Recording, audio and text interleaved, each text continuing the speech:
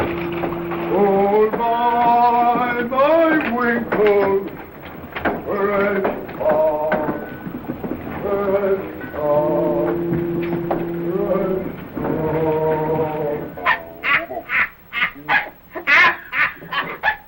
Listen to me, matey, and you'll have gold clinking in your breeches. And we'll all be riding high and handsome. If we're not all swinging high and handsome. Don't drink your rum. Put some brass in your backbone.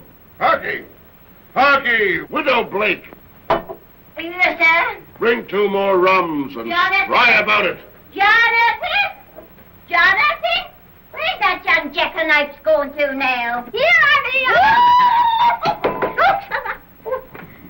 2 rums over there. And fry about it.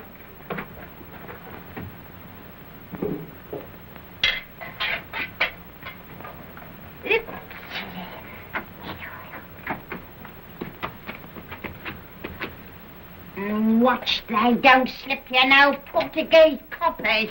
All right, Aunt. If they don't divvy up, I'll lay down the law to 'em, I will. If you and the others will back me up.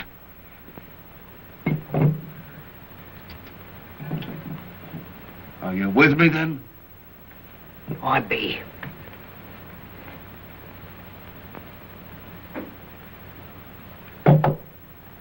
And who are you gaping at? Yes. Come on. We'll tell 'em what's what. I will tell 'em.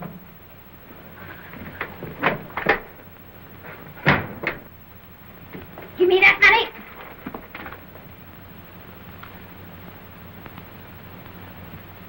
Didn't I tell you to watch out for Portuguese coppers? Let that be a lesson to you, Portuguese coppers.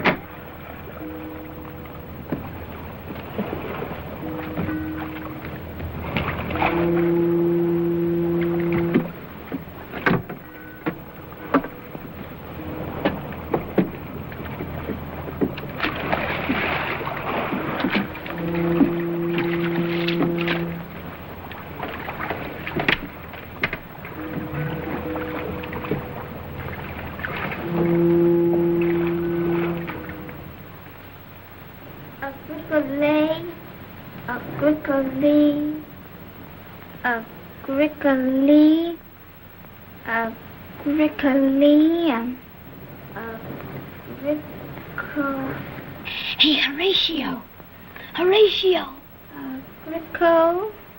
Go on, my dear. I can't, Father. Dear me, dear me. I can't. Never mind trying to help your sister, Horatio. You decline the noun agricola for her. Horatio Nelson! Yes, sir. Didn't you hear what I said? No, sir. Don't you ever hear what I say? No, sir. Yes, sir. What is the use? My sacrificing my time, my strength, endeavoring to teach you the classics, and bring you up with a proper knowledge of letters, and give you some sense of righteousness and duty, Susanna Whitehand's nose. Yes, Father. Blow.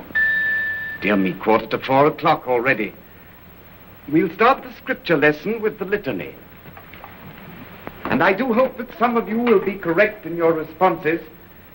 It did distress me so last Sunday to hear you falter and stumble as though you were the children of a cobbler. O God, the Father of heaven, have mercy upon us miserable sinners. O God, the Father of heaven, have mercy upon us miserable sinners.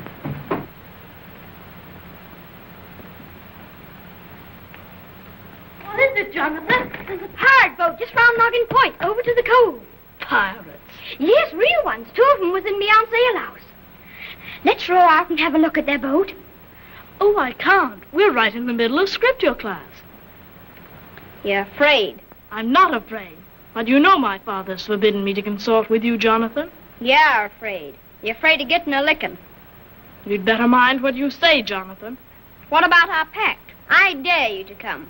Oh, you dare me to row out and have a look at the boat? Well, I dare you to go aboard her. Go aboard her? Oh, blimey, no. They'd make us walk the plank. Oh, so you're afraid. What about our pact now? What I do, you've got to do. Or do you stand and let me give you a cuff on the muzzler? It's a go. Tip us your Molly.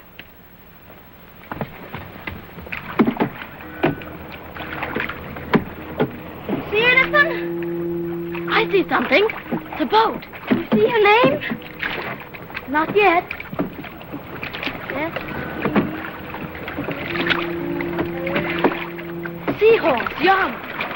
That's not her. Pull over this way. There's another boat alongside.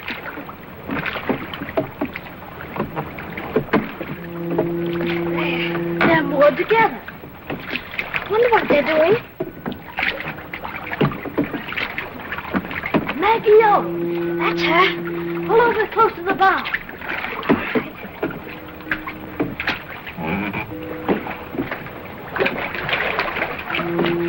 Make her fast to the anchor chain.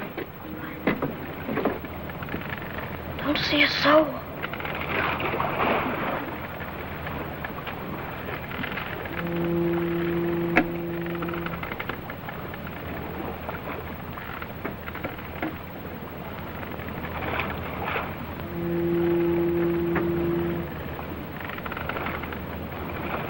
Anything?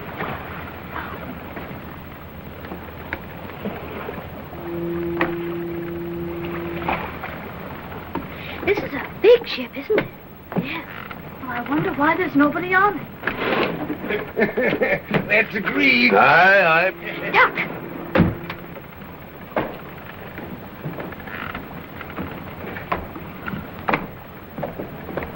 Even the elements is with us. Aye, but this soup won't last forever. 1 hour will do it.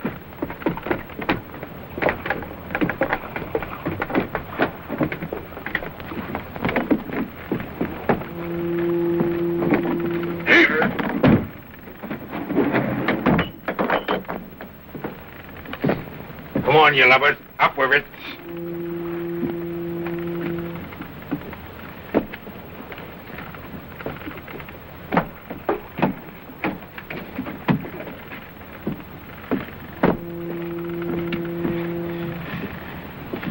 Back to our boat.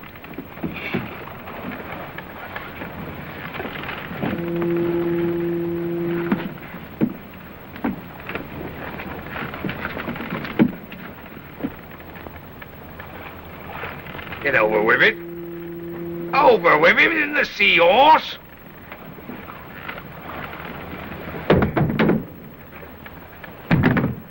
Weighs heavy, Captain. Why shouldn't it? It's gold, you scowhead, not a bag of feathers. What I mean, it weighs heavy on me conscience, Captain. Conscience? You haven't got one. Get on now. We know what's in the wind, we does.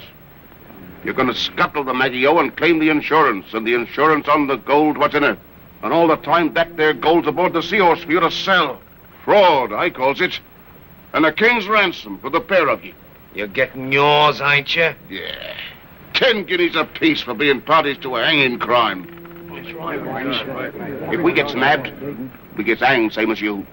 And by the devil's gallows, we'll share same as you. Right. So it's mutiny. Call it what you like. But if they was to get wind of this at Lloyd's Coffee House in London... Let's get out of here. Yeah, come on. Get to work, you scurvy rats. Come on, heave What about our boat? Never mind that. Come on. Who are those lads? Huh? Stop those lads! Aye, come here! Stop them! Jump! I can't. Jump! I can't. Come on, Captain. Get back here somewhere.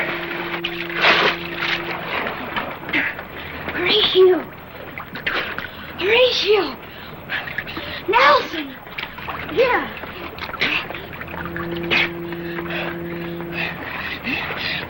You all right? Yes. Let's go. Swim with the tide.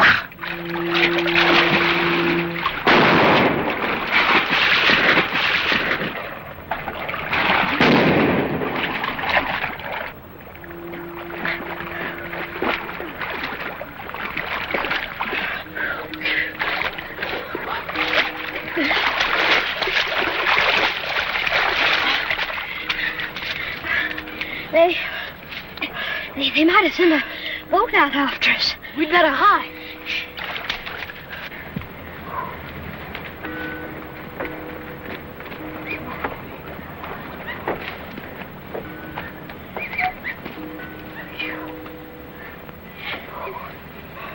I lost my coat. That's nothing. Those were real bullets they fired at us. We'd better go home and tell my father. Ah, yeah, Father. You heard what they said. If they was to get wind of this at Lloyd's coffee house, he's the one we ought to tell. Mr. Lloyd, the insurance man. But he's in London. What of it? How would we get there? Walk across. It's 100 miles. We've got to. It's our duty. Besides, Mr. Lloyd might give us a big reward. I couldn't, Jonathan. We'd be gone for days and days. My father wouldn't know where I was. Well, I'm going. And what I do, you've got to do. Or else. Oh, Jiminy, I'd love to. Well? I'll go. Tip us your morning. We'll leave tonight. I'll meet you at 7. You know where. All right.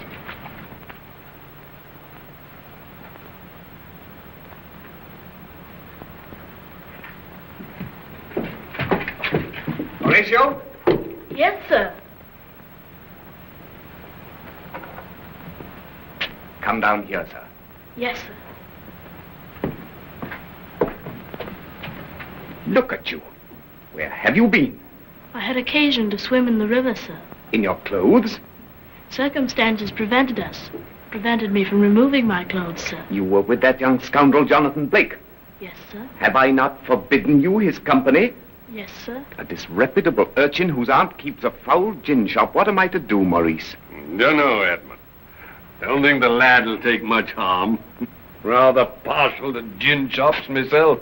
I will not be disobeyed. Shall I go into the study, sir? And take down my breeches? At once. And fetch me my birch rod. How are you, Uncle? Prime, thank you, lad. Is the war with Spain going well? Wars never go well until they're won, lad. My ship was dismasted in our last engagement. That's why I'm home. But we're off again come Tuesday for the Azores. How exciting it must be. Aye, and there's nothing so exciting as having a cannonball come along and pop off your head. How old are you, Rachel? 12 next week, sir. Well. I need a young midshipman. That's why I'm here. Thought perhaps your father might know of a likely lad. Oh, sir, you couldn't mean me. Well, now, I might. Horatio? Yes, sir.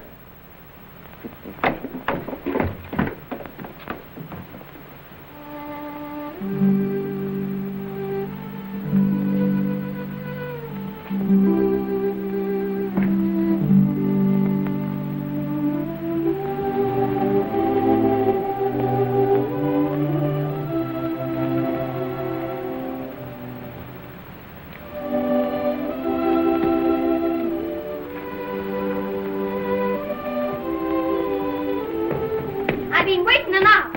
I couldn't get out before. My uncle, Captain Suckling, came to visit us. Come on. Where's your hat and your knapsack? Jonathan, I can't come with you. You're backing down. I'm going to sea. I'm going to be a midshipman on His Majesty's ship Zanuck.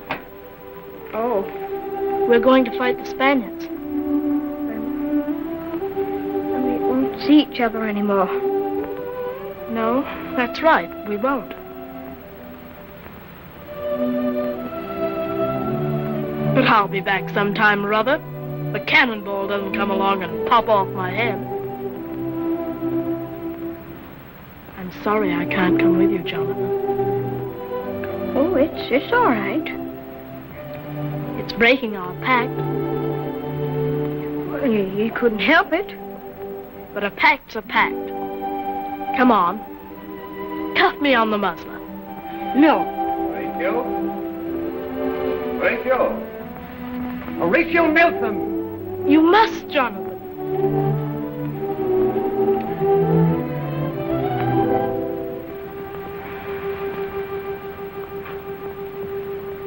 Softy. Goodbye, Jonathan.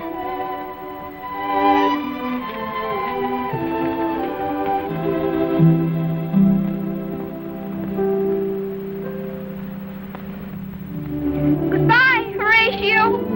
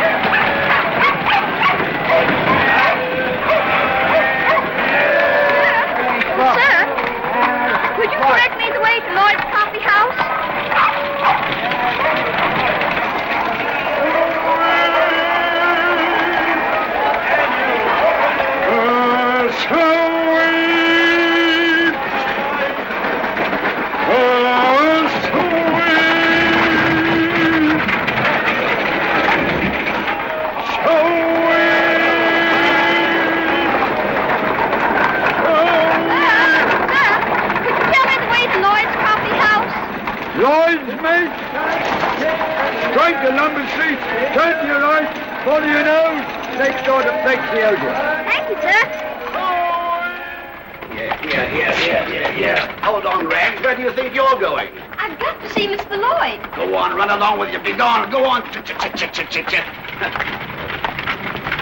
Yes, sir? I have an appointment here to meet Dr. Samuel Johnson. What name, sir? Benjamin Franklin. Oh, yes, sir. Dr. Johnson's waiting for you.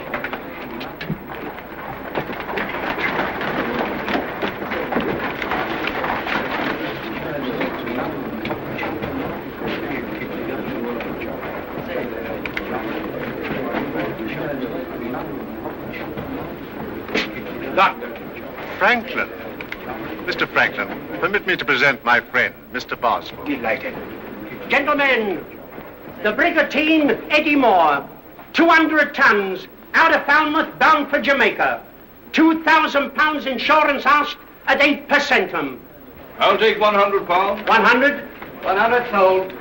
Do any more? Do any more? £200. 200, thank you. No, £10 is all I'll take. Thank you, Mr. Dukes. Sir, could you tell me which one is Mr. Lloyd?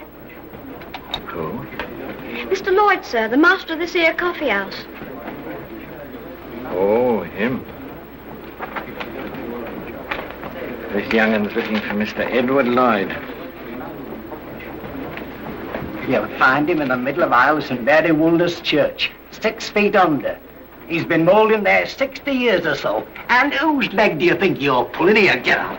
Come on, get out. I gotta see Mr. Lloyd. No, I gotta see Mr.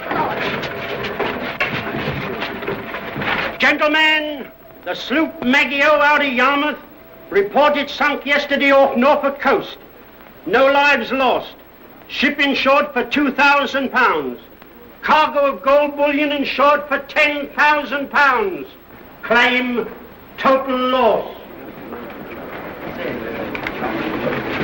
£500. How much did we lose? 2,000 on the cargo. Help me loose, I say. I tell you, he wasn't sunk. He wasn't sunk. It's a lie, the Macgowan wasn't sunk. Come here, young. He wasn't sunk. Waiter! Are you Mr. Lloyd? No, my name is Angerstein. What do you know about the Macgowan? She was scuttled, sir. I heard them say they was going to scuttle her. They took the gold off her and put it on the Seahorse. Where did all this happen? Where I live, sir, Burnham Thorpe in Norfolk. We was coming together to tell you, sir. Me and my friend Horatio Nelson. But at the last minute he couldn't come and I had to hoof it alone. You walked all the way from Norfolk? Yes, sir. Look. Why did you come here, to Lloyd's? Well, sir, one of the seamen said that the Macgowan was insured here, that if you was all to get wind of it, that... Oh, well, when's the Seahorse due to dock? When's the Seahorse dock? Seahorse?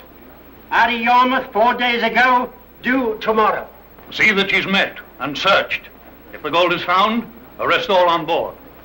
If you've told us the truth, you shall be well rewarded. Thank you, Mr. Angerstein. But, sir... Well? Till I get me a reward, sir, Could you trust me with something to eat? Because my knapsack is empty and my vitals is gnawing me something awful. Oh, you poor mite.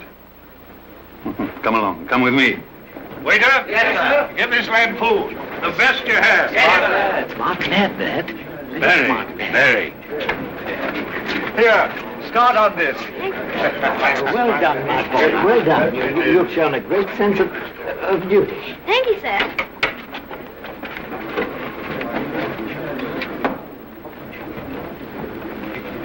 That's good. Oh, sir, I don't think I can eat all that. Well, you eat your heart's content, my lad.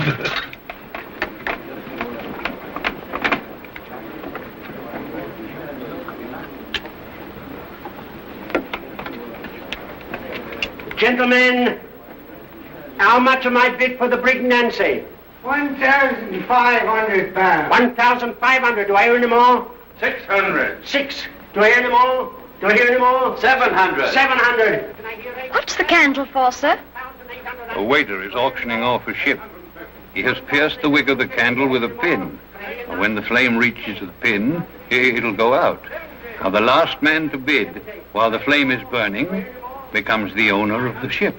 Do waiters do all that, sir? No, waiters here not only serve food, they auction ships and arrange insurance with the syndicates. Syndicate, sir?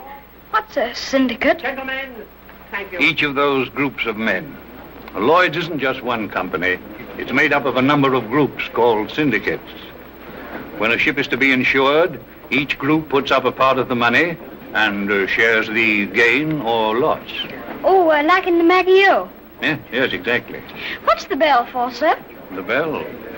The bell rings once for disaster and twice for good news.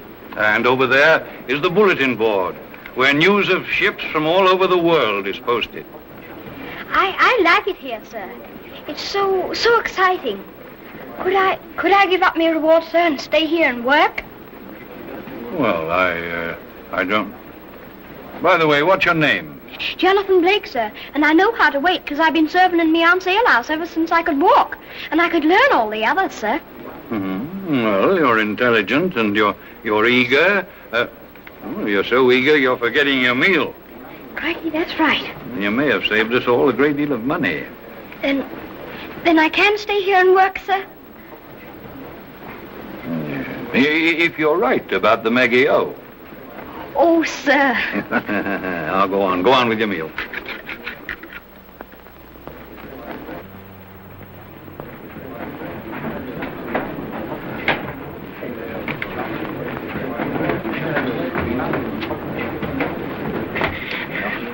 I found the captain just in from Cadiz.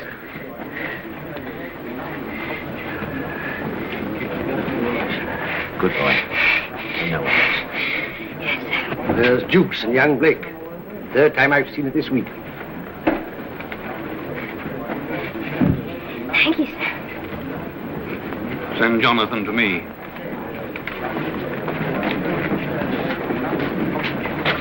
Jonathan, go to Mr. Angerstein at once. Yes, sir.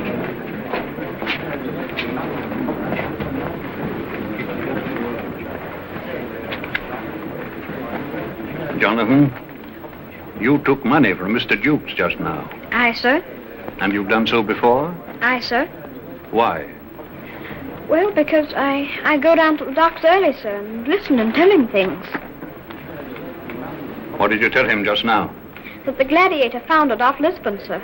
The boy should be discharged at once. Oh, why, sir? News, honestly acquired and honestly shared, is the foundation of this business. The news about the Gladiator belongs to Lloyd's, not to any one person. Jonathan, you've been guilty of treachery. Oh, sir, he said it wasn't wrong, and I was saving his tips to become an underwriter, sir. Watson, ring the bell once. We'll spike Mr. Jukes' guns. Ring the bell once.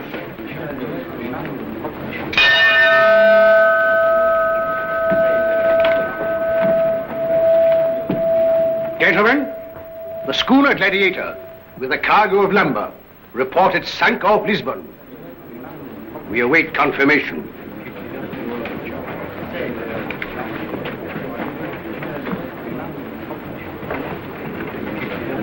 Jonathan? Yes, sir. Now come here. Lloyd's is founded on two great pillars, news and honest dealing. If either fails, we fail. And with us, the whole of the British merchant marine. You know, Lloyd's isn't merely a business of profit and loss. It's the lifeblood of British commerce. Now think of it, Minette. Just think of English ships sailing to the farthest ports of the world. Hong Kong, Cape Town, Bombay. Ships and cargo protected by our honesty. A mighty commerce built on faith. Oh, Mr. Angerstein, sir. I sees it now, sir. I didn't keep faith, and it could have all bursted because of me. Well, you and Mr. Jukes.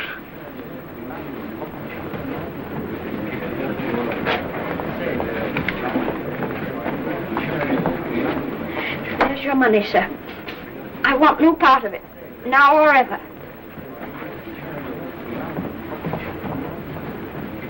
From this on, sir, I'll do my best to be what you said, honest with Lloyd's and England.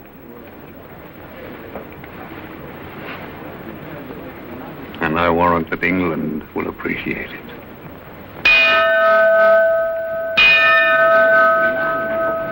Gentlemen, the Spanish blockade of British commerce is broken, and His Majesty's ship Resinarm has arrived safely at the Azores.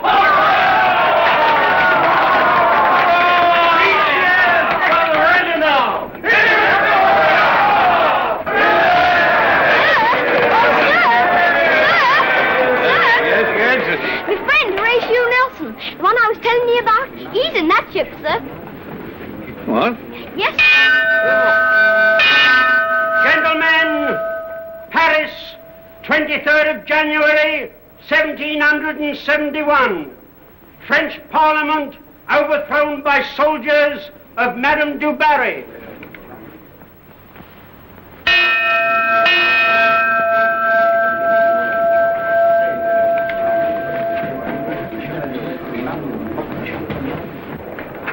Good morning, Mr. Angerstein. Good morning, Charles. Let me take that.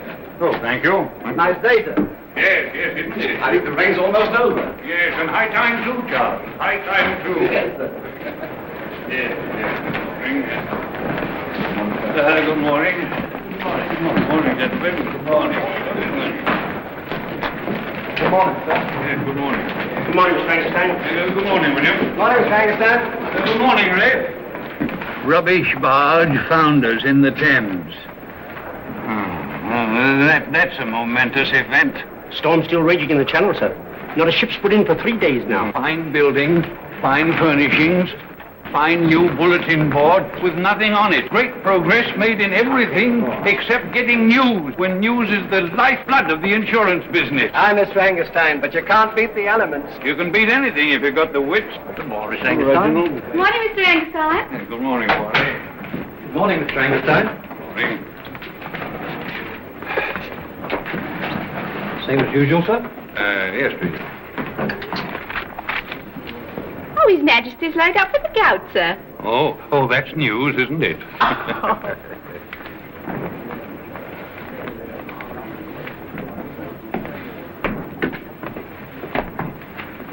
Permit me to present myself, Mr. Angerstein. Stacey of Cranford. Good morning. You are acquainted with my uncle, Lord Drayton, First Lord of the Admiralty. Oh, so you're his nephew, are you? Yes, by marriage. My mother's the Duchess of Cheltenham. Yes, yes. My uncle gave me a letter of introduction, sir, but somehow I mislaid it. Coffee? No, thank you. No, thank you. I never touch it.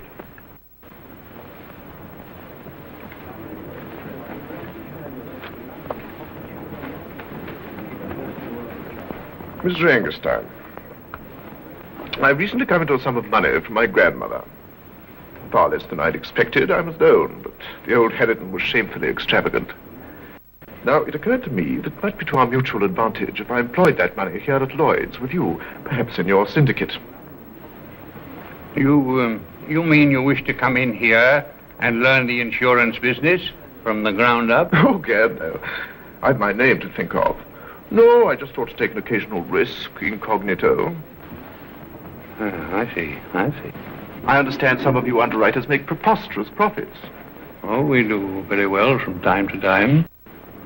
But Lloyd's, sir, is not a gambling house. No doubt there might be some underwriters who would take you into their syndicates, incognito, but I am not one of them. I hold neither with gambling, my lord, nor with young aristocrats who despise commerce as beneath their station, yet who seek to profit by it. What is it, Potts? Bid you good morning, sir. Yes, do. Your assistant, sir, Mr. Blake, sir, my master, sir. What? Well, Potts, well... He's been put in quad, sir. In quad? Why, what are you talking about, Potts? In jail, sir, the Old Bailey, sir. The Old Bailey? I didn't know if to come to tell you, sir, if not to come. Yes, quite right, Potts, quite right. Come with me. Mr. Potts! Mr. Potts!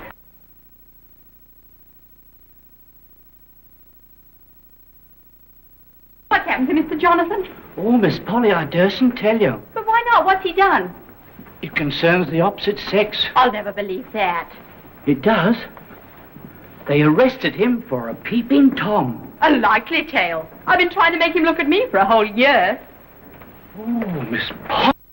It's a peeping Tom. That's what he is. I was undressed, your worship, giving myself a wash before bed.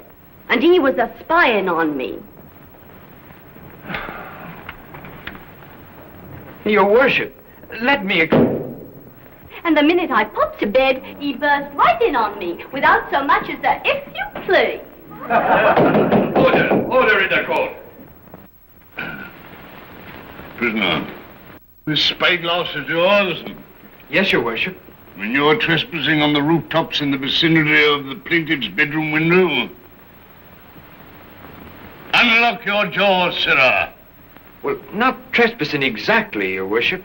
Let me explain. Answer the question. Well, sir, I was experimenting. Oh! Order! Yes, I was experimenting with a telegraph machine. Telegraph? Telegraph? What manner of word is that, sirrah? Well, sir, telegraph is a method of transmitting intelligence through space. Telegraph? Transmit intelligence through... You're attempting to confound the court, sirrah. Oh, no, sir, believe me. Guilty. Sentenced to 1 year in Newgate prison or a fine of £50. Next case. £50? Oh, sir, That'll teach you to not the next time. The Crown versus George Cooper. Charged with body snatching. Your worship, that young man, I should like to pay fine. Pay it to the bailiff. Oh, I'm weary, Jonathan, of getting you out of scrapes. It's true, they've been innocent enough until now. But, sir, you can't believe me guilty. Why, you admitted entering that girl's window. Sir, not with intention. I really fell in. You fell in? You fell in what? Sir, it was my invention. His machine, sir, he works on it always at nights. Let me show it to you, sir. Come to my house this evening. I'll prove to you I've done nothing wrong. You will come?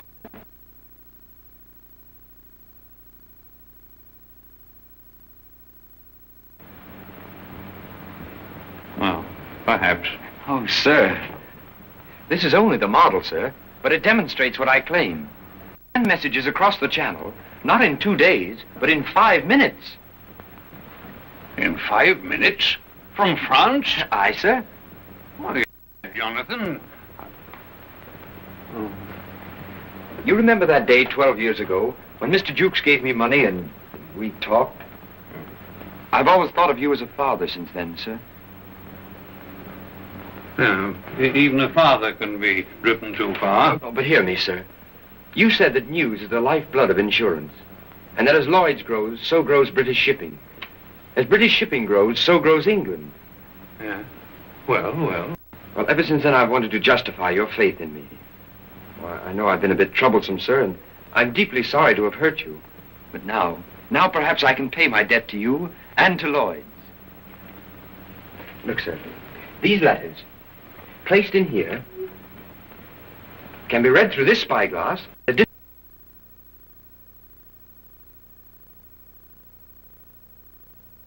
1,200 feet. What, those little letters? Yes, sir, with the aid of the reflector lamp. Now, with machines built 9 or 10 feet high, and with powerful spyglasses, we can have a real news service. Information and reports flashing in from all parts of Europe and being posted like beacon fires on the bulletin board in the subscribers' room. Then, sir, Lloyd's will indeed be the brain center of England.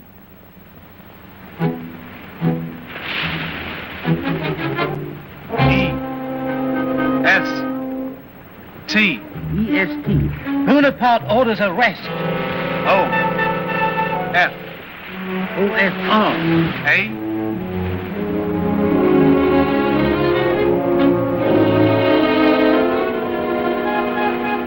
L.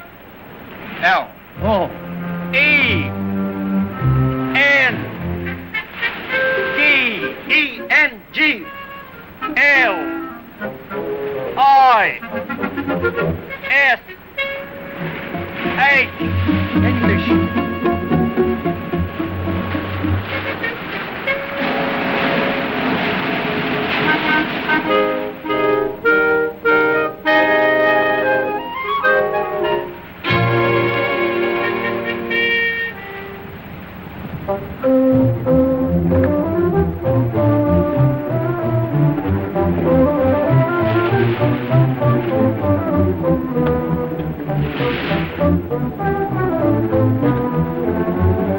Napoleon orders arrest of all English in France.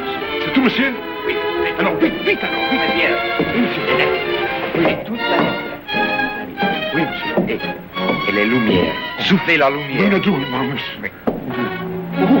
Merci bien, merci bien.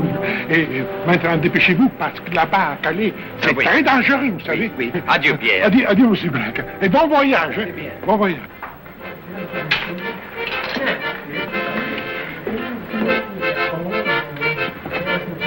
Bonsoir, monsieur le curé. Bonsoir, mon fils. Mon père, je vais faire un long voyage. Voulez-vous me donner votre bénédiction? Bien sûr, mon gars.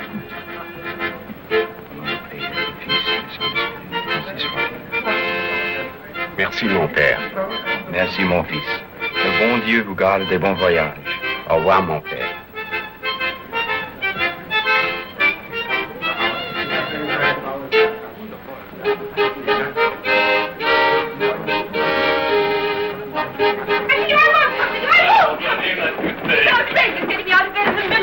Je regrette, mademoiselle, mais c'est la guerre. I don't know what you're talking about. I don't speak French. I tell you, I've done nothing, nothing. Vous êtes anglaise? English? Of course I'm English. Ça suffit. Venez. Doesn't anybody here speak English? I understand a little, mademoiselle. Then won't you help me, please? Ask him what I've done to be arrested. Napoleon Bonaparte has ordered the arrest of all English people in France. Is it a crime to be English? Oui, mademoiselle. And Bonaparte is right. He must protect himself from spies. But I'm not a spy. Tell him so. Tell him that I'm only here for the night, that I'm taking the boat tomorrow for England. Mademoiselle me prie de vous dire qu'elle n'est pas espionne. C'est étrange qu'une si jolie fille voyage toute seule. The lieutenant thinks it is strange for a young woman to be traveling alone, unchaperoned. But you see, I had to leave Paris hurriedly. I mean, I made up my mind hurriedly. I was homesick, yes. Qu'est-ce qu'elle dit? Elle regrette son pays. Dites-lui de ne pas avoir peur. Je prendrai soin d'elle personnellement. He says he will take good care of you, mademoiselle. Personally. Allez, venez. Allez, venez. Appelez une voiture pour mademoiselle. Une voiture pour le lieutenant et sa dame. Arrêtez pour voiture. Non. Voilà, voiture. Ah. Qu'est-ce que vous voulez, voyons? Arrêtez, c'est pour le lieutenant et sa dame. Il y a un client, lui aussi. Allez, assez bavardé. Ouvrez la porte.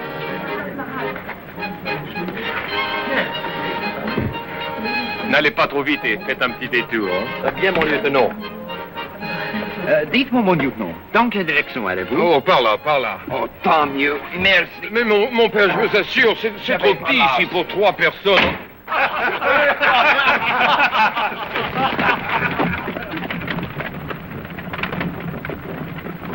Pardon, mon père. Vous allez loin. Non, arrêtez au premier quai. Oh, oui, mon père, oui. Pardon, mon père.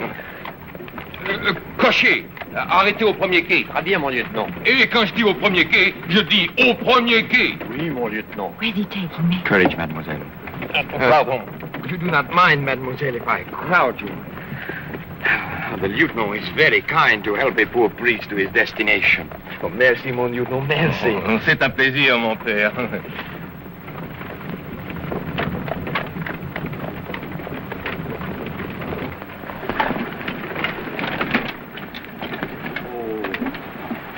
C'est ici que vous voulez descendre, monsieur le curé. Oui, c'est ici. Eh bien, alors, on est là. Merci, mon lieutenant, merci, trop aimable. Bonsoir. Descendez.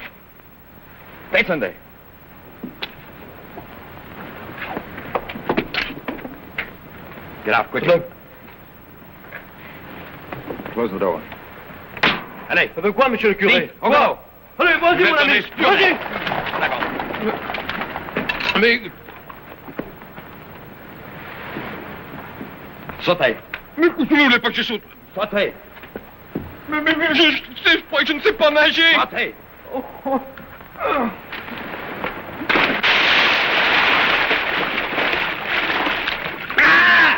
Dans l'autre direction. Voilà. Ah, mais qu'est-ce que je fasse, moi?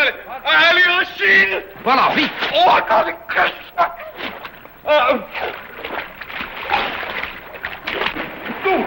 Come on. What are you going to do?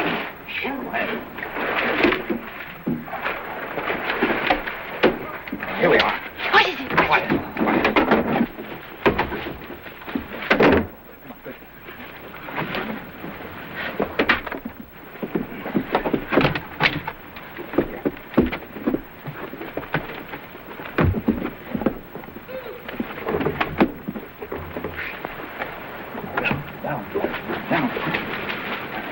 Why are we doing this? Not a word. If all goes well, we'll soon be on our way to England.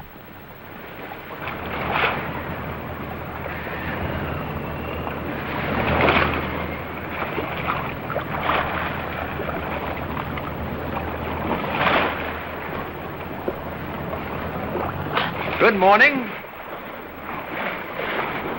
Good morning. It is a good morning, isn't it? Look at those clouds.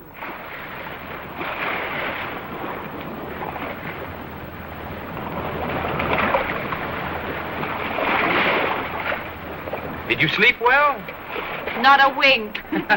Yes, I noticed that. May I come over there? Here? Do.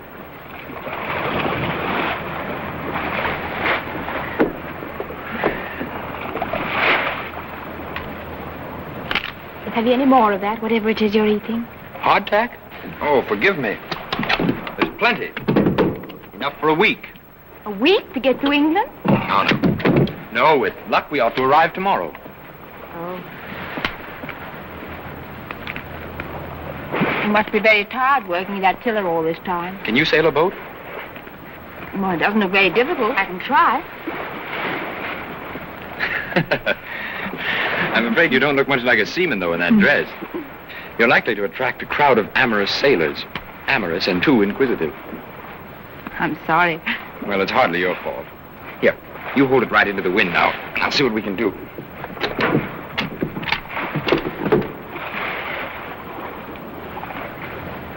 There we go. Hat. Coat. And,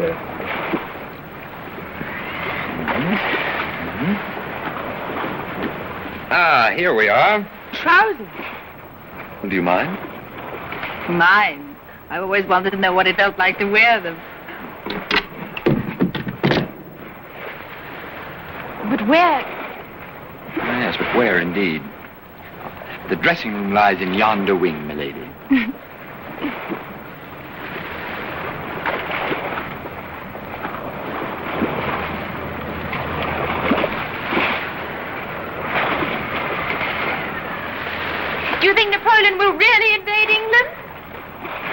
Well, you've heard Boney's famous boast.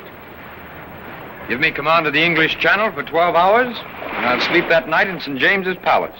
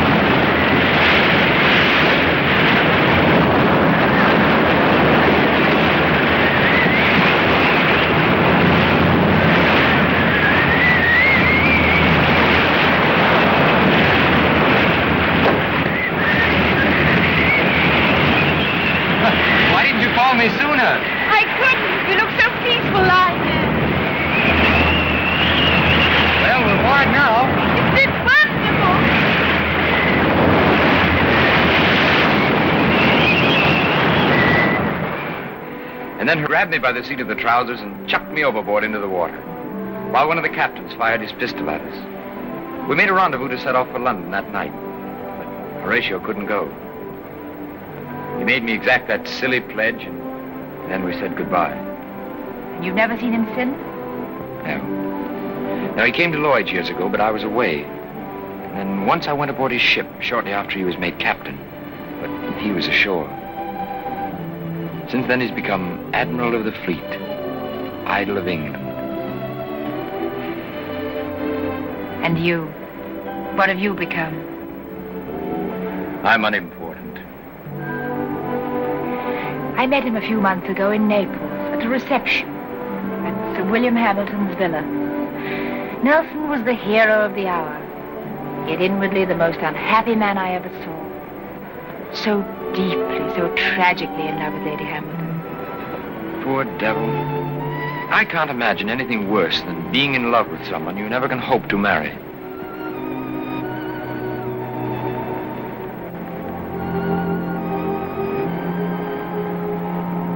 Look, lights.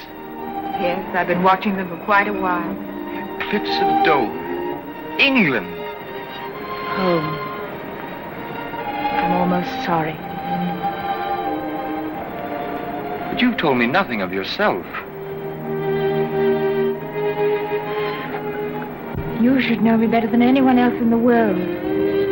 Because for 2 whole days, I've been really myself.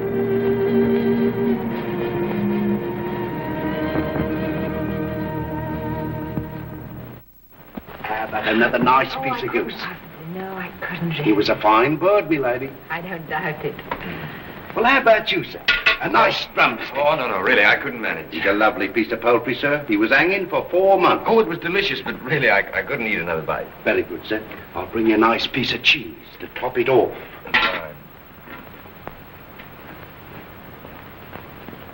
To you. To you.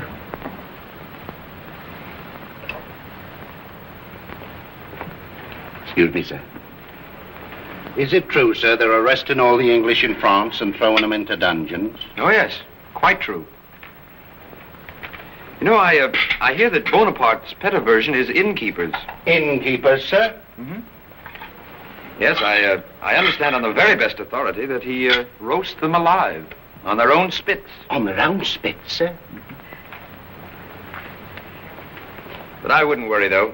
There are 20 miles of water out there separating us, and we still have Nelson in our fleet. Yes, sir. And that's what I say, sir. Heaven bless him, sir. And a nice bit of cheese, sir. I'll be getting your room prepared, sir. 2 rooms, mine host. 2. 2? I beg pardon, sir. I thought you was husband and wife.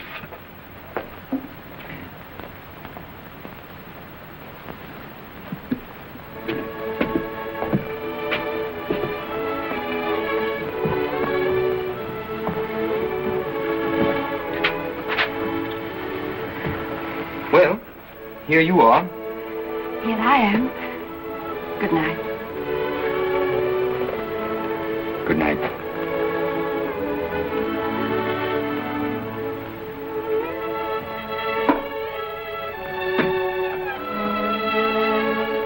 Good night.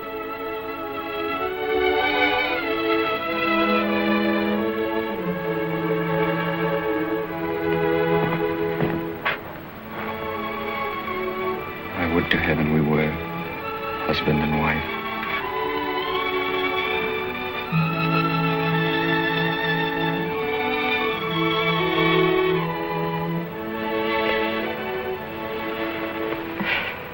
We're not. Good night, Jonathan.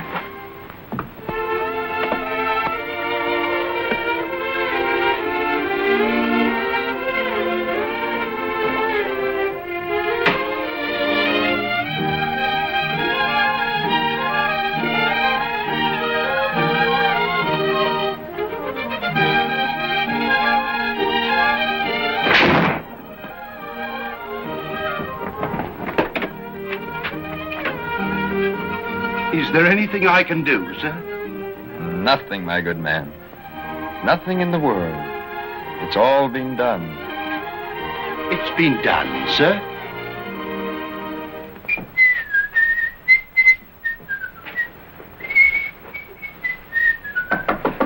Come in, come in! Good morning, sir. Good morning, mine host. The coach for London is leaving, sir. Thank you, mine host. I'll get your luggage, sir. There and there. Yes, sir. Elizabeth! Elizabeth, are you dressed? The coach is leaving. The lady left, sir, early this morning. I had a special rig, she did. Did she leave no word? No, sir. It did strike me odd, too, you two being so friendly like last night. The coach is waiting, sir. Better put on your coat. It's a bit nippy outside this morning.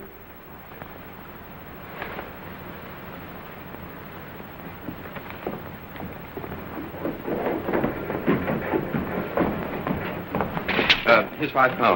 I want you to do something for me. £5? When the driver of the rig returns, find out where he took the lady. The exact address, and send it to me here. This address in London. Yes, sir.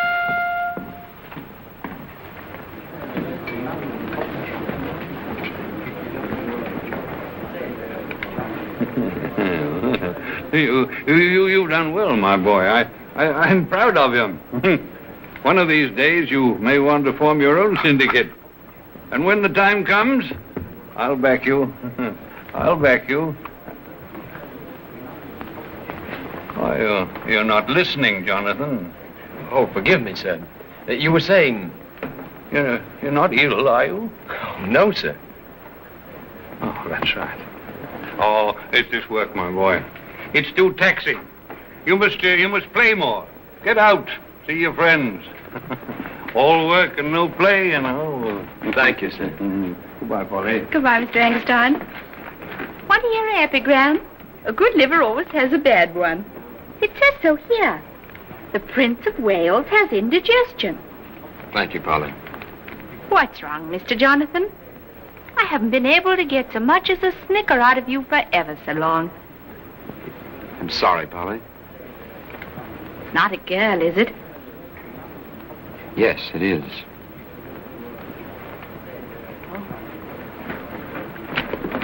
This letter came for you, sir, just after you left home.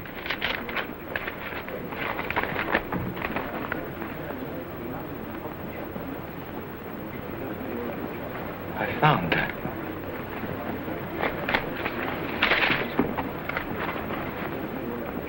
I found her.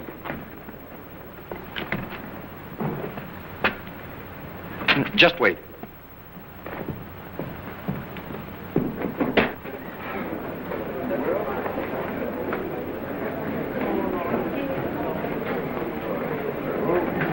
What name, sir? Jonathan Blake.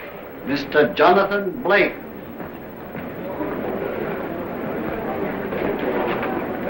Mr. Jonathan Blake.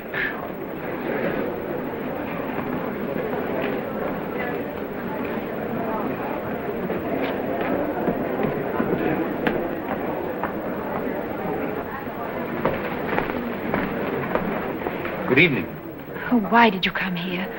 Forgive this interruption, but I discovered only today where you live. It was very unwise of you to come here.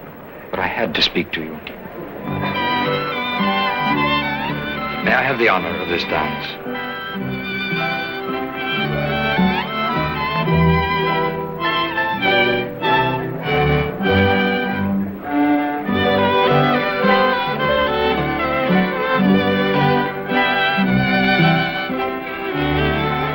Jonathan, I beg of you to leave at once. Why? I'll see you elsewhere and explain. No. Now.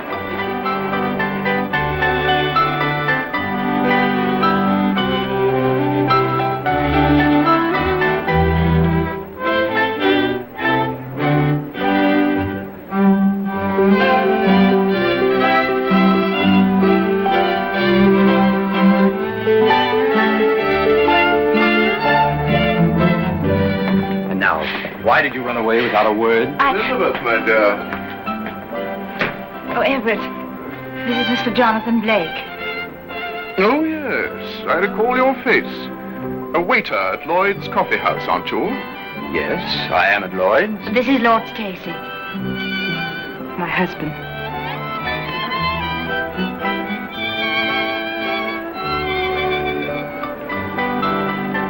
It's been a pleasure to see you again, Lady Elizabeth. I dropped in only to pay my respects. Good night. Surely you didn't invite that fellow here? No.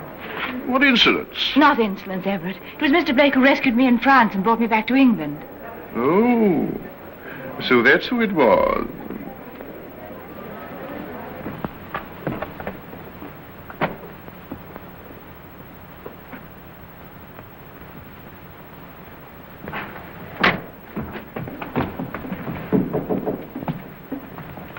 You're carried, sir?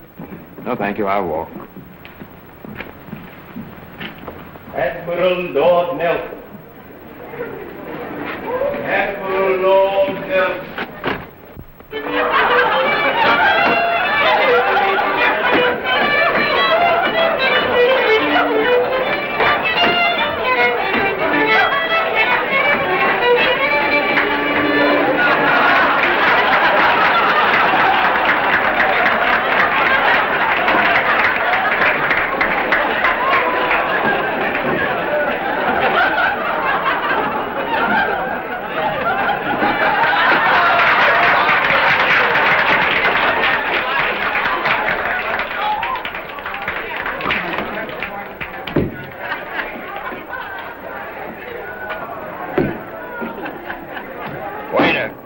Jonathan.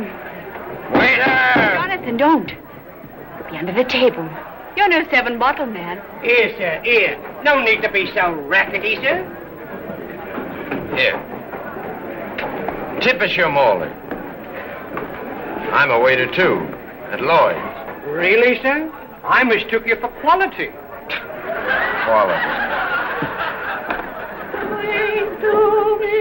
Only with thine eyes, and I will pledge with mine, or leave a kiss within the cup.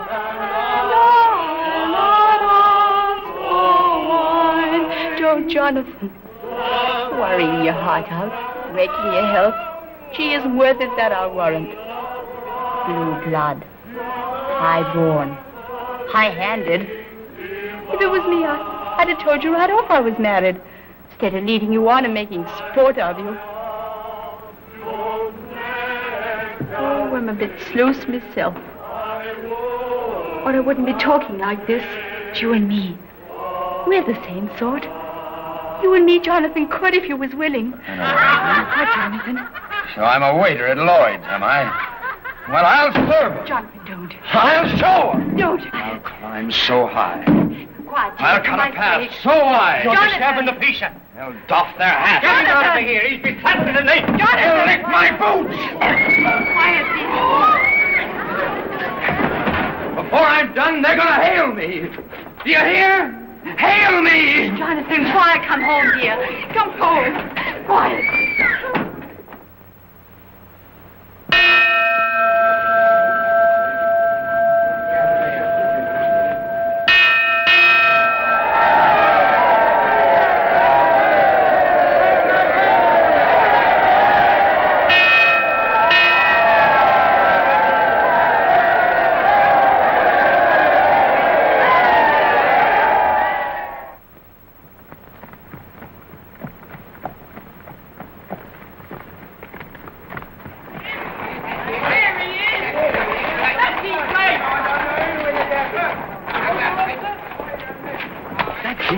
that him? It's Blake.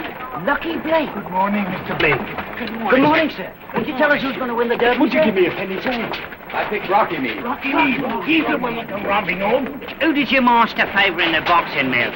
Bill Britton or Jim Belcher? I'm putting mine on Belcher.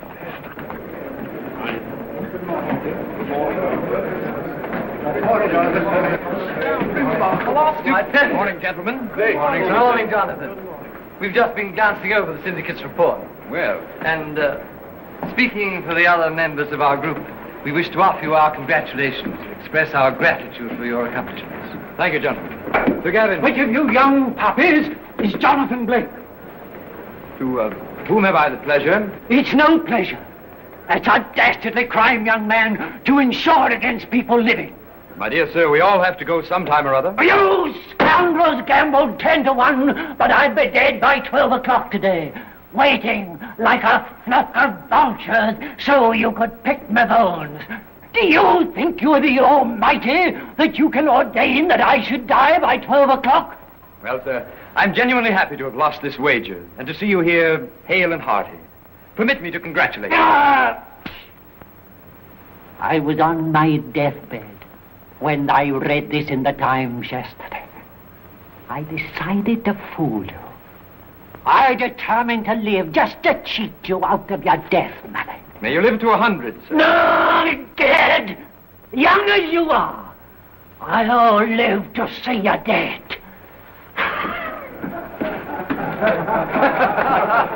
Well, upon that, gentlemen, I must have my coffee. I'm sorry, sir. I'm Lord Stacy. Sorry, my lord, but only subscribers and their connections are admitted to the room within.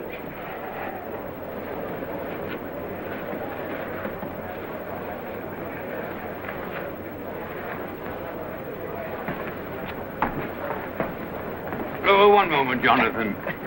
Come here. Sit down here by me. Going to take me to task, sir? Yes. Yes, and high time, too, I should say. Since you left me, my boy, you've been fantastically lucky and successful, but at the expense of Lloyd's. Insuring women's legs. Insuring the Queen of England against the contingency of twins. Oh, no, you know, that isn't insurance. That's out-and-out gambling. It's proven sound business practice and strictly within the law. Oh, the law be hanged. It's undignified, detrimental, and contrary to our traditions. I beg to submit, sir, that it's as honorable to insure a dancer's legs as it is the cargo of a sloop. The day will come, I warrant, when it will be known from Liverpool to Bombay that Lloyds of London insures everything under the sun.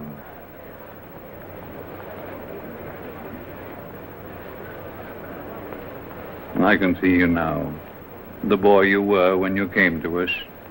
Eager, hopeful, sincere. And now, this cynicism, this hardness. You know, I can't make you out, Jonathan. Don't try, sir. Forgive me.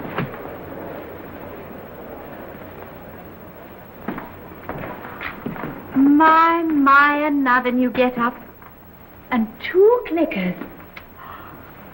Would the gentleman of fashion escort me somewhere tonight? Now to make a ball, please. And a full ounce, young lady. Yes, Mr. Jukes. Jonathan! My word! What's up, Sir Gavin? The old codger, the one who said he'd outlive you, just popped off like a weasel. No, what happened? He got into his carriage, cursing and swearing, as nimble as a young'un began. His coachman annoyed him and he started beating him over the shoulders with his umbrella and suddenly dropped dead. Well, at least it was a spirited death. Give my share, Sir Gavin, to the Seamen's Fund. Gladly. You've the devil's own luck, Blake. But it'll turn. No man can defy the laws of nature forever. Fiddlesticks. Blake couldn't lose if he tried. I know one wager he'd lose. You wouldn't introduce me to the Prince of Wales tonight. Taken, Polly. A kiss to 10 golden sovereigns. He'll win, though he doesn't even know the Prince of Wales. I'll wager 2,000 he'll lose. Done. For 2,000 pounds. Oh. I'll call for you at 10, milady. I'll be waiting, my lord. Back around. £20 in the bank. Gentlemen, make your play. Oh, Zooks, if it isn't Lucky Blake. Well, greetings, old Q. Jamie, but the gods of fortune really smile on you. Lady Bradford. Lady Bradford. Permit me, the Duke of Queensberry. Pleasure, Lady Bradford. Thank you, Your Grace. Lord of the bedchamber to His Majesty. What, him? Your cards, madam. Will you kindly look at your cards? Oh, yes, my God. Do you wish a card, madam? Oh, no. 8. You win, madam. Might I inquire of Your Grace the state of His Majesty's health? Completely done in. Completely. No vigor, no zip. I can't make him out. The pity of it. Exactly. You win. It's your bank, madam. The pity of it. Do you wish to pass the bank, madam? Oh, no. Dear me, no. How much in the bank, please, madam? Oh, that. 118 pounds is in the bank. God's life, ma'am. Gentlemen, make your play. Banco. Banco.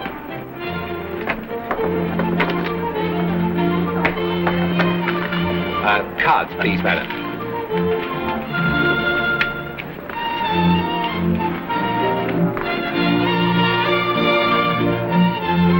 Banco. Thought you'd done with baccarat, Stacy? Never done till undone. Card. Oh, 8. The bank wins. A foolish hazard, Stacy. One glance should have told you that Lady Bradford has extremely winning ways. Lady Bradford, eh? £472 in the bank. Gentlemen, make your play. I've often wondered how you employed your evenings. Oh, you know one another, do you? Very well. Oh, very. Gentlemen, make your play.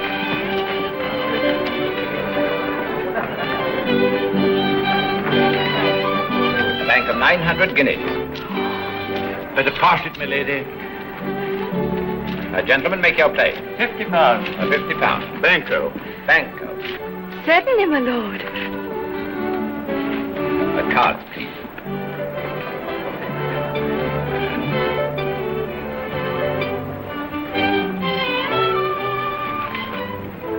Eight.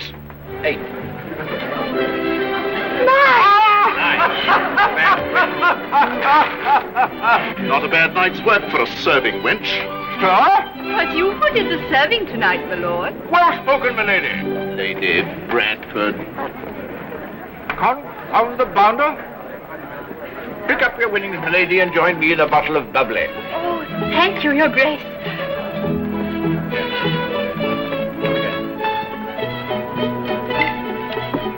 It's your deal.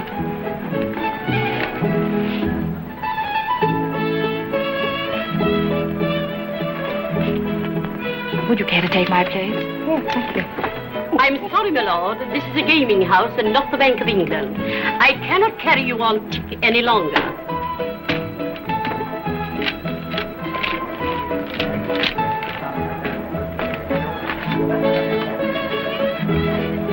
Good evening.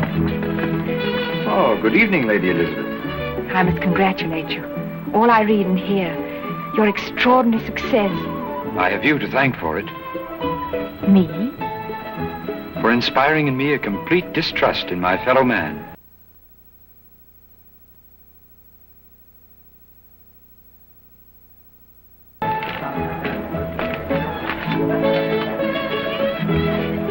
Good evening.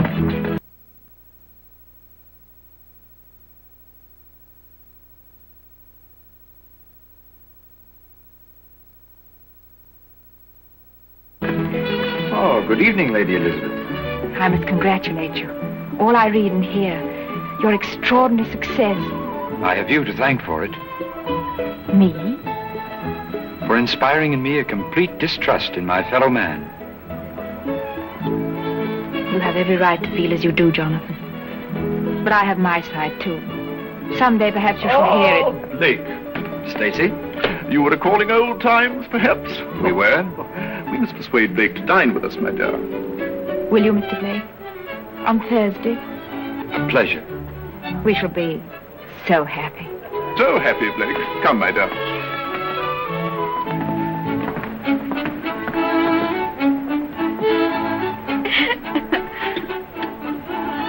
But what he said was true. I am a serving wench. Just Polly. Polly from Lloyd's Coffee House. Oh, life. Polly. And I'm not prime blood at all. All the better for it, my lass. I don't even belong in this dress. Just a bird in borrowed plumage. Bless me peepers, my lady, but you do belong in this dress. But what befuddles me is how the deuce you're going to wriggle out of it. Ah, at it again, eh? Oh, sir. Permit me, sir, to present Lady Bradford. His Royal Highness, the Prince of Wales.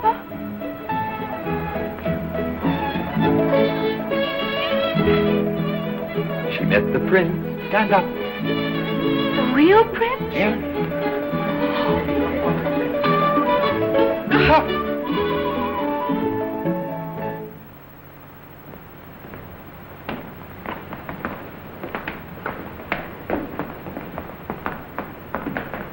Your house is charming, Lady Elizabeth.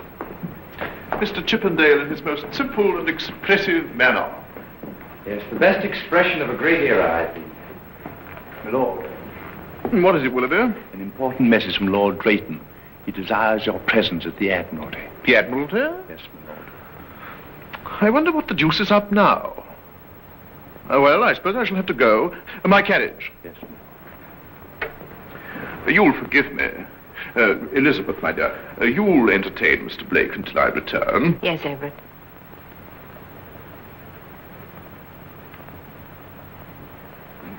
Au revoir.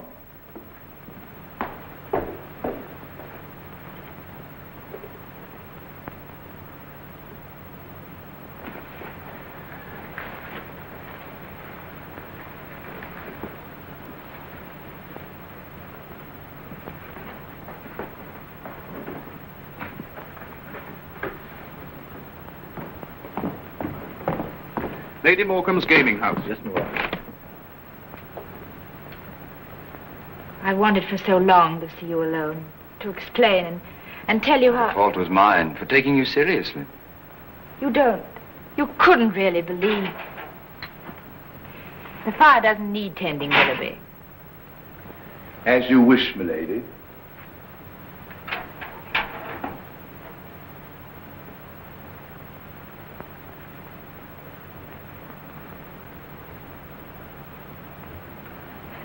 When we met in Calais, I was running away. My husband and I had quarreled in Paris. I was hurt and humiliated. You were a stranger, so naturally I couldn't tell you about it. And those days, so swift and free. I didn't realize what was happening to me. That night at the inn, I wanted to tell you then. But I couldn't bear to spoil something so perfect. I knew I wouldn't have the courage to see you again, even to explain. So I ran away. Do I deserve a lifetime of reproach for that?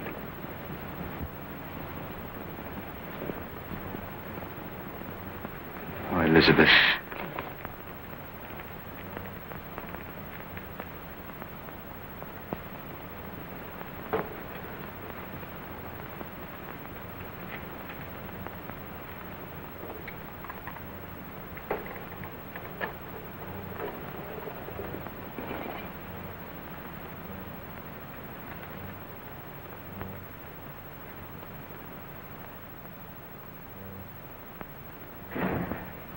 You must go. We're being watched. But I've so much to say. Not here, not now. But where, then? Sir Thomas Lawrence is painting my portrait. I sit to him every afternoon at 3. The studio.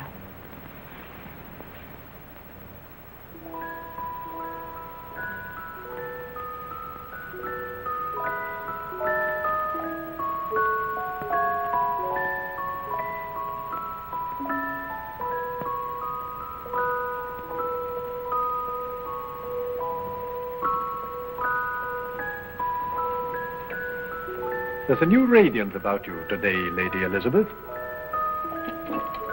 Will you forgive me if I walk for a little while and rest my dazzled eyes? Since you give so charming an excuse, yes, Sir Thomas. I shall return, I fear, before I miss it.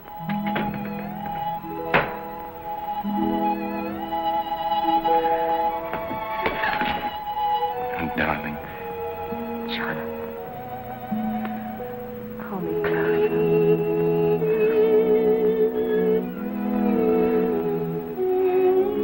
All night I lay wondering when this day would really come. It has come.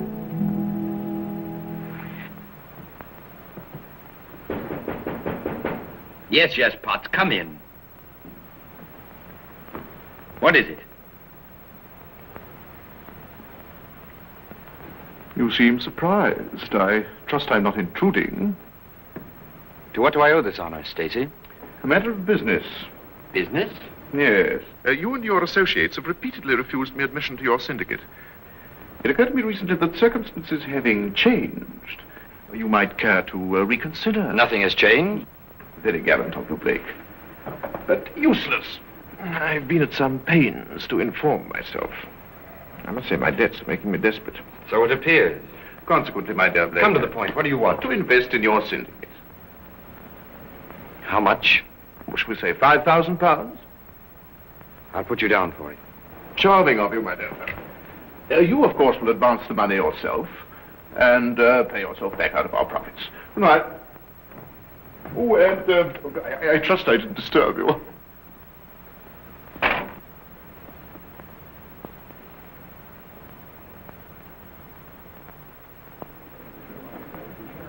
Thank you. Thank you. Will that be all, Your Grace? Not by any manner of means, Miguel. Here, sit you down. Sit you Now, down. old Q, none of your velvet. Ah. I have the customers to serve. Go to the temple, madam. Bookkeepers. Ink in their veins. Not a gallant among the whole pack. Odds life, madam, are you going to fritter away your youth on that rubbish? When I stand ready to be your most obedient, your most devoted, your most ardent... Protector? Huh? Yes. Yes. But I like it here. Morning, Polly. Oh, good morning. Oh, old Q. Morning.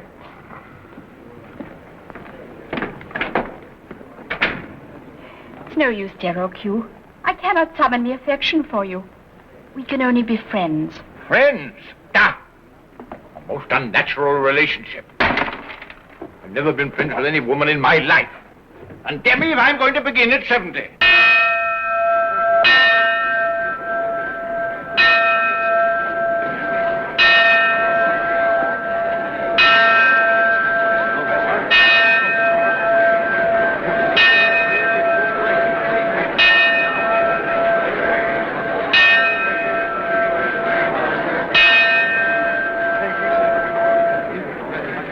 Gentlemen, news has reached us. 245 ships of the West Indies merchant fleet were surprised by the French off the Azores. 63 were sunk. The remainder captured. Read this. Gentlemen, the following vessels were sunk. More, 200 tons, all lives lost, claim total loss. Pull yourself together, Brooke. This is an emergency. This is the worst disaster in the history of British shipping. Sit down there. Jonathan, this is a tragedy. Don't lose your head.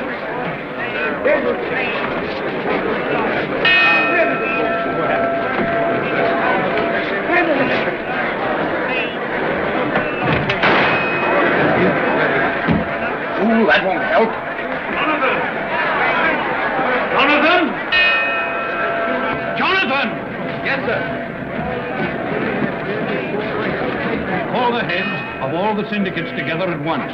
Every claim must be paid to the last penny, even if it ruins us all. Of course, sir.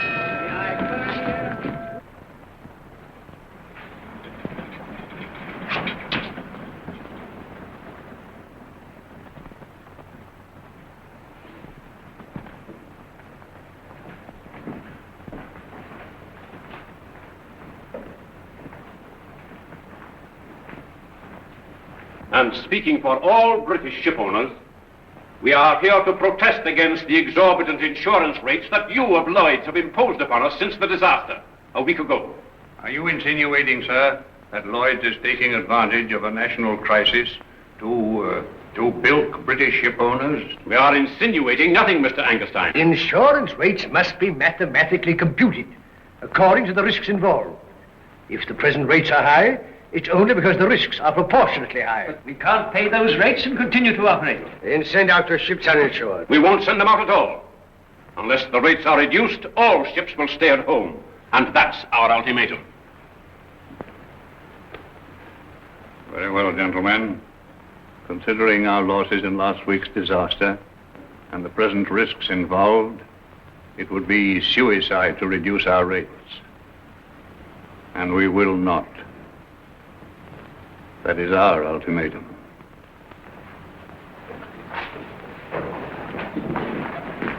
Doctor, any decision? They can see nothing.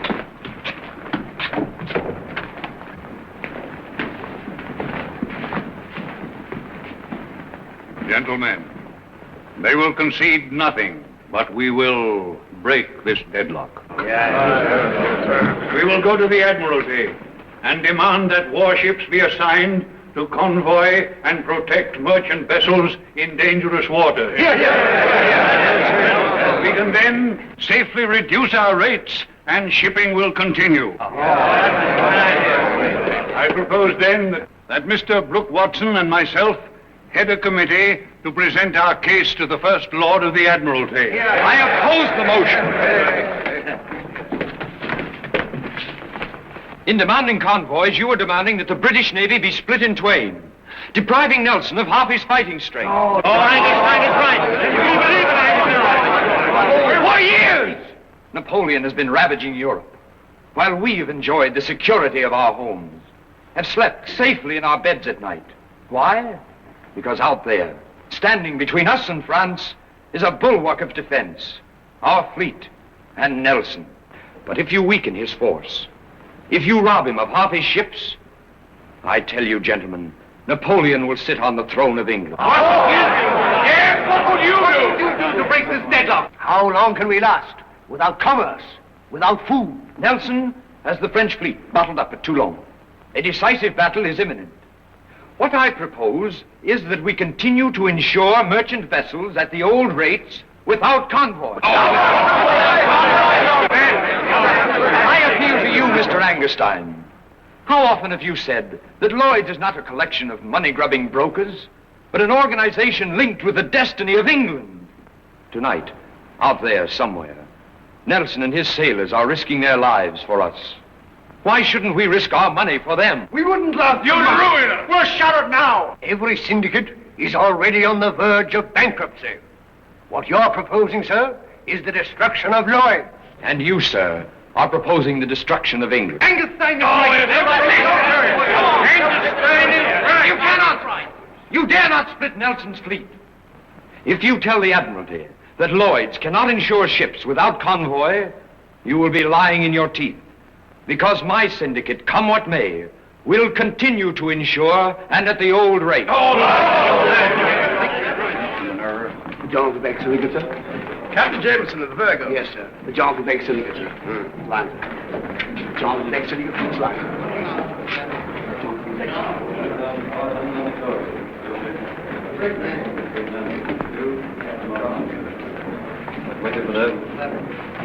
Good morning, sir. Morning. John Phillips. John Williams. John Phillips. Insurance? £1,700 on cargo.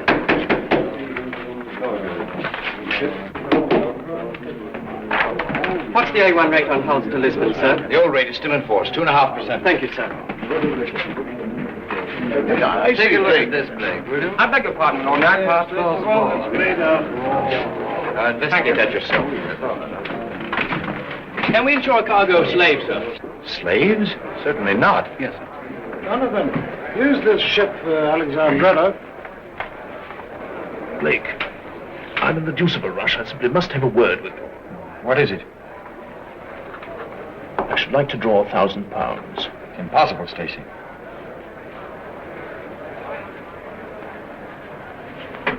Then advance it to me for a few weeks. You can ask that.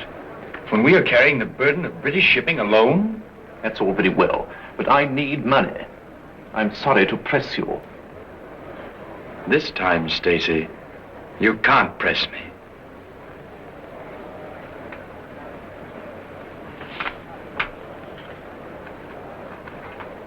Look here. I joined your syndicate to pay off my creditors, and so far I haven't been able to draw a penny. After all, I've a right. It's my share. It's my syndicate. But they're threatening me with debtor's prison. I need it desperately. No doubt. But there's a sailor called Nelson who needs it more. Good day, Stacy.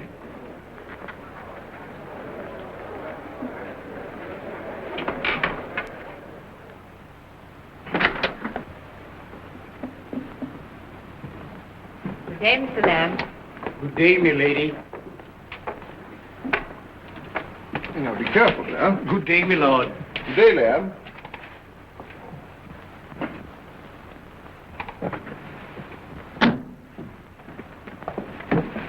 How delightful it'll be not to have that pack of creditors yapping at my heels.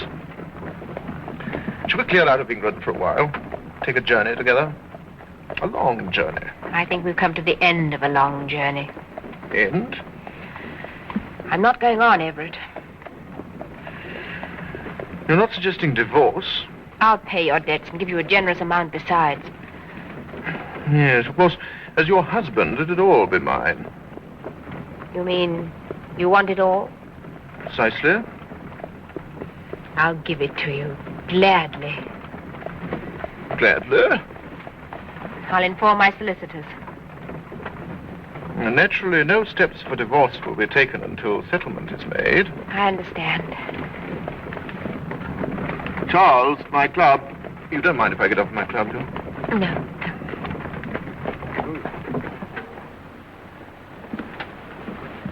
Au revoir, my dear. Goodbye, Everett.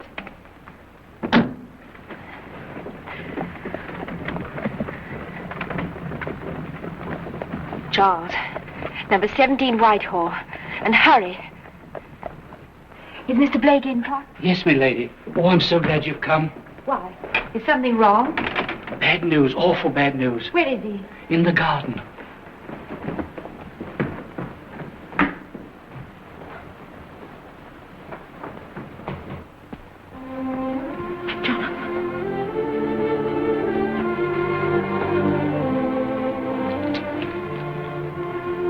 What has happened? News came just at the close of business. The French fleet escaped Nelson's blockade at Toulon. It'll be months before there can be a decisive battle. Months to wait. The members of my syndicate have deserted me, and I can't go on alone. Oh, my dear. Tomorrow, Mr. Angerstein and Brooke Watson will go to the Admiralty. Take Nelson's ships. How could he have let them escape? A storm at night. The heavens conspired to change the destiny of England. Oh, my dear. You work so dreadfully hard. I was thinking today, just you and I together somewhere. Just you and I. But now... My sweet, you come to me always when I need you most. And I need you, Jonathan. Courage to help me. That's what I want. To help you. To help you to go on. There's nothing to go on with now.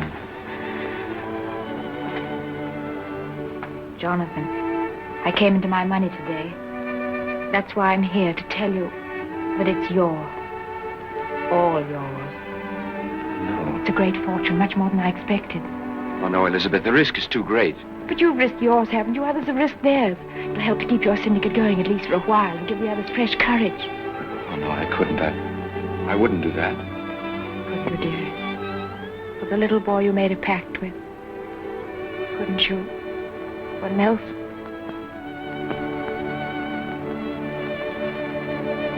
Oh, my darling.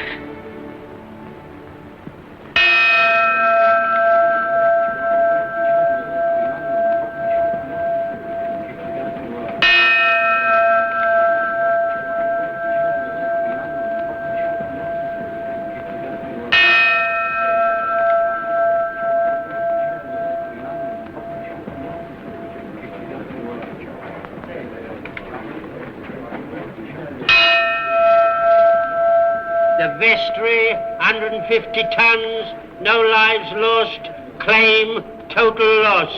Man, gambler, you'll pay for this. You're the fool, Kirby. We've got ourselves to blame. We ought to have walked out a month ago with Stacy. You came along with that new money and talked us in again. Let us fight. And I had every confidence in you, Jonathan. Ridiculous trying to insure all the ships in England when they're sinking right and left. Thank you, gentlemen, for all you've done. I'm sorry. No more insurance to be had. As First Lord of the Admiralty, I find myself constrained to agree with you, gentlemen. Reluctantly,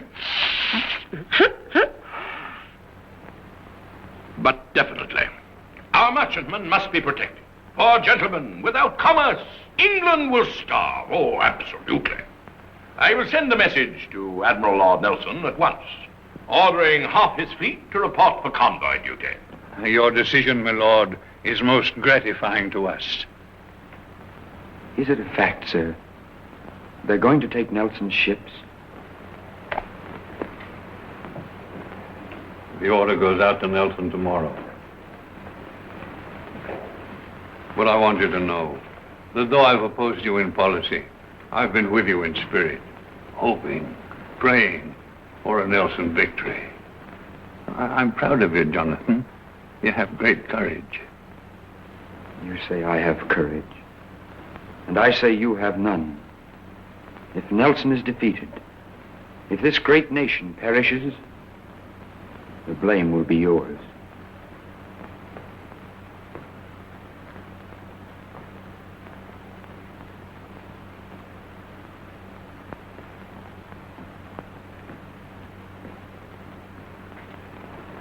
Jonathan, everybody's gone home.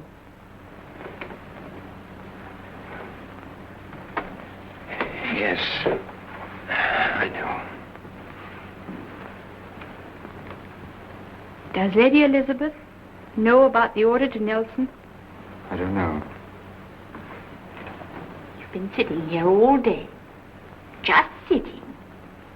Look, haven't even opened your letters. What's the use of people writing the letters unless you're going to read them? I'll help you. Looks important. A girl. My dear Jonathan, news has reached me of the heroic fight you have been waging, almost single-handed at Lloyd's, in my behalf. The necessity of maintaining a solid front is realized, I know, by you.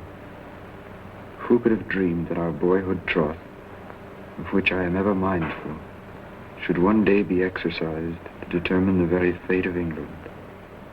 But such seems to be the situation at this moment.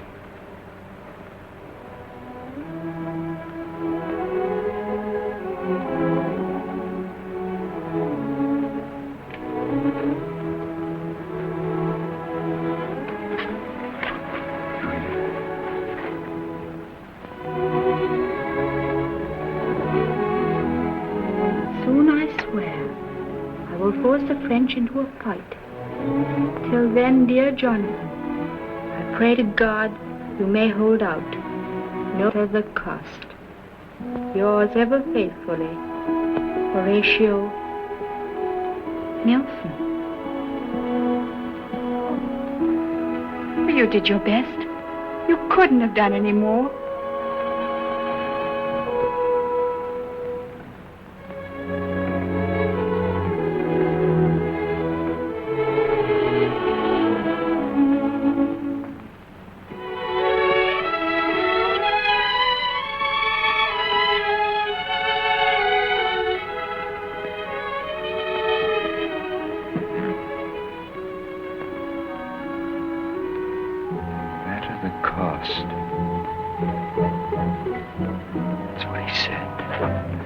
What are you going to do?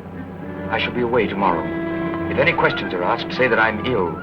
Too ill to be seen. Where are you going? Not a word to anyone.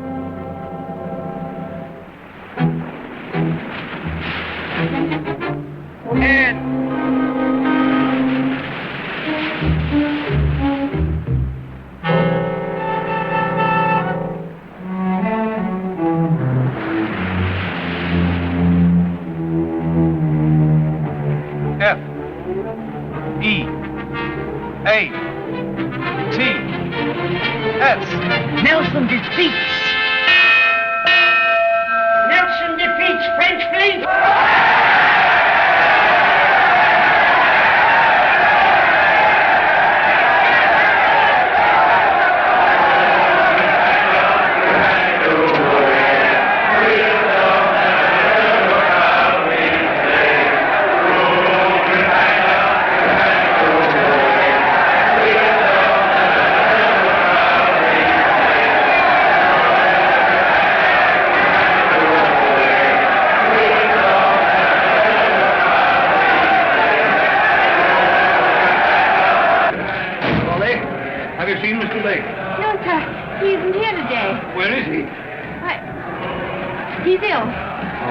Brooke, we must go to the Admiralty at once.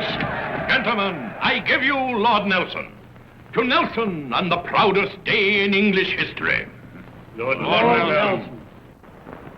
I cancelled that message to Nelson just in time. No need of convoys now. And now, gentlemen, 3 cheers for Nelson.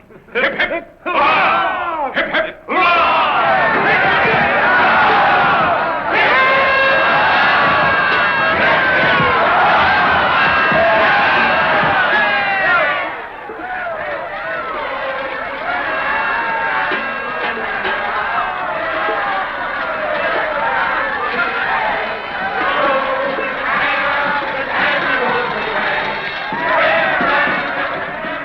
I heard you come in, sir. The whole town is topsy-turvy. Did anyone ask for me? Not yet, sir. I'll go to my room. And remember, if anyone asks for me, I've been ill these past 3 days. Too ill to see anyone.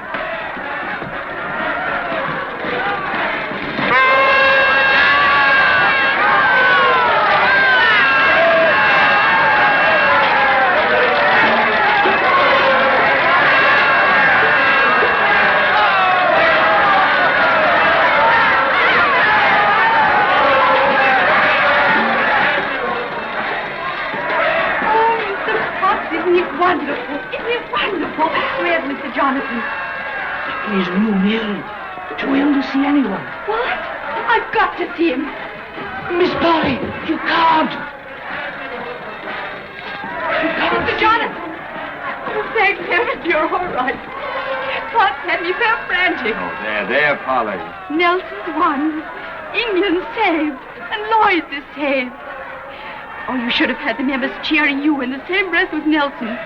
Mr. Angerstein said that Nelson had justified your faith in him and that the whole nation owed you homage. Even Mr. Watson admitted that they were wrong and you were right. Oh, don't, Polly, don't. Oh, just look at them. Just look at them going mad with happiness. I wanted to tell them that without your aid, Nelson never could have won. Oh, Jonathan, I'm so happy and so proud.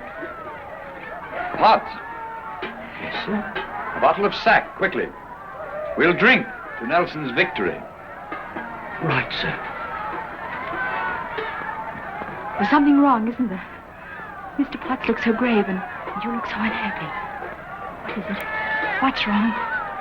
As far as you know, nothing is wrong, Polly. Do you understand? Nothing.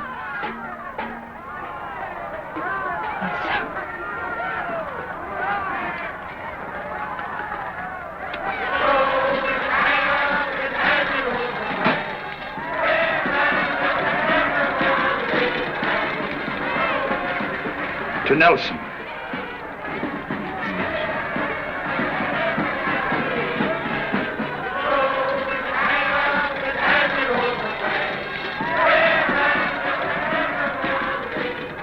Find them, Horatio.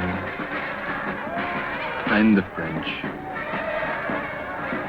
I have done what I could. I insist on an answer.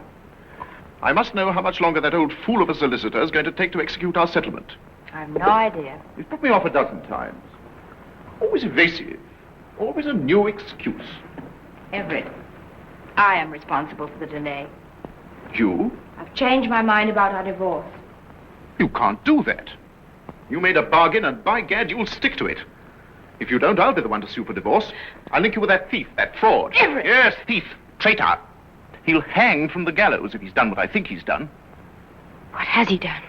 I suggest you inquire of him.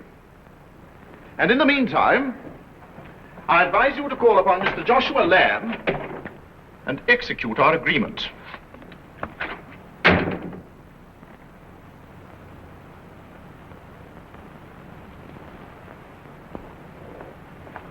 My Lord Stacy. I'm sorry to rouse you at this time of night. It's a matter of grave importance. Well, won't you come in here?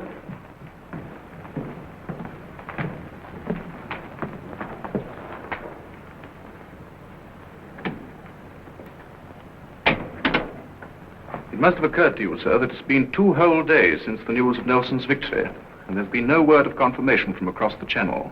A great storm has been raging. One of the worst in years. Nevertheless, boats have managed to put in from Calais. Oh, I don't understand you, sir. It would seem, sir, that there has been a slight distortion of facts. What facts, my lord? The report of Nelson's victory is a fraud. A deliberate fabrication on the part of Jonathan Blake. Oh, you don't know what you're saying. Isn't it rather a strange coincidence that on the very day the order from the Admiralty was to be dispatched recalling Nelson's ships, miraculously comes the news of Nelson's victory, the victory on which Blake had gambled his entire fortune? Where was Blake on that day? He was ill, at home. He was neither ill nor was he at home. I've had good reason of late to have him watched. He was in Calais. He went to send a message by the semaphore, perpetrating the most monstrous fraud in history. Oh, impossible. I demand that you make an immediate investigation. Yes, I will, of course, but I Good night, can't sir. believe that...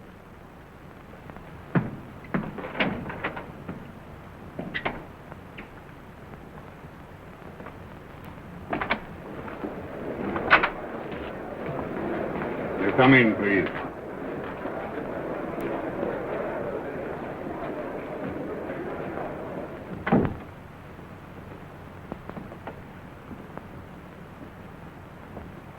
Have you ever seen this gentleman before?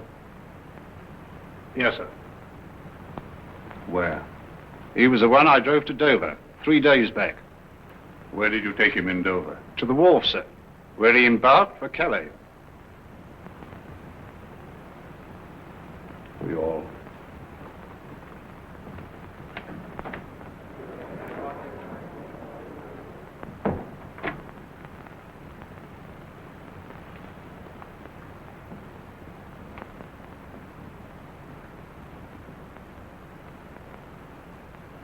All England is celebrating Nelson's victory.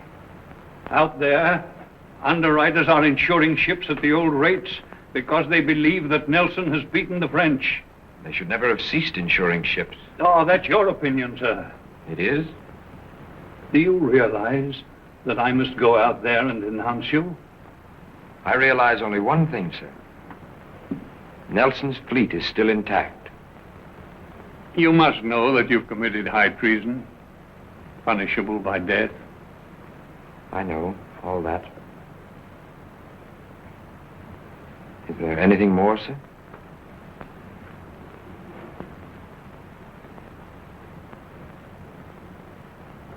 No.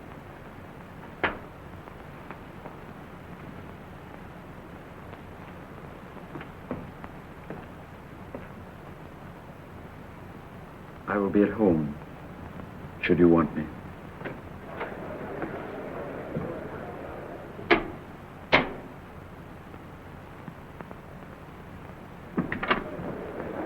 Oh, my Lord Stacy, won't you sit down? Well, what had he to say? Oh, naturally, he denied everything. Did you confront him with the coachman? Oh, yes, the fellow seemed to identify him, but we mustn't place too much credence on that sort. And as this is a matter of importance, my lord, we must move cautiously. Cautiously? With this whole nation the victim of a hoax? With those men out there insuring boats, ruining themselves? Where's your integrity, man? You asked for an investigation. I am proceeding with it. You're procrastinating, sir. I demand you go out on that floor now and tell the underwriters what I know and what you know to be the truth. I do not know what is the truth. You lie, sir. I'll denounce him myself. One moment. Remember, when you denounce Blake, you ruin him forever. And you ruin yourself. And your wife as well. My wife? Her entire fortune is in Blake's syndicate. What? I thought you ought to know that before proceeding further. Now go ahead.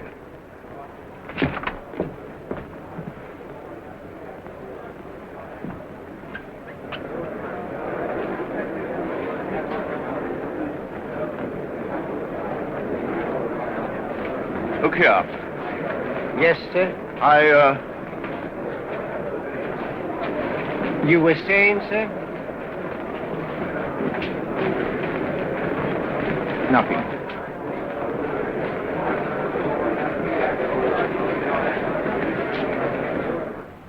Thief. Traitor. All that Stacy said of me is true. I gambled and lost. Taken everything from her. No, no, my dearest. I'm proud to have gambled with you. Oh, Elizabeth, my darling. Jonathan, you spoke just now of treason. They'll hang you for that. We must leave at once. Leave? Yes. I can't run away. Jonathan, do you love me?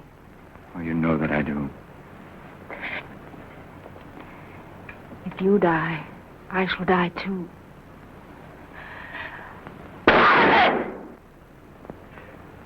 Jonathan!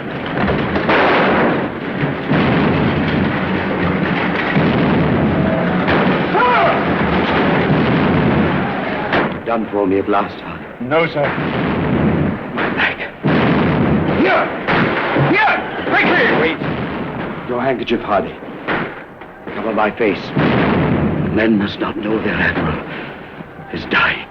Oh, sir. Take this man below.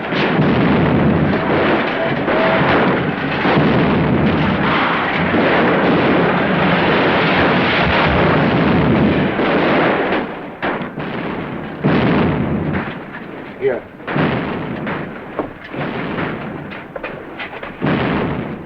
Quick, find out the beating house. Hardy. Yes, sir. Order the lee column to change station and engage the enemy more closely.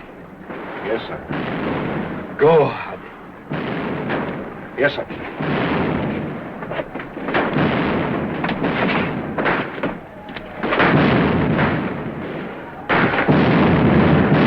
Lee column, change station. Engage enemy more closely. Lee column, change station. Engage enemy more closely. Lee column, change station. Engage enemy more closely.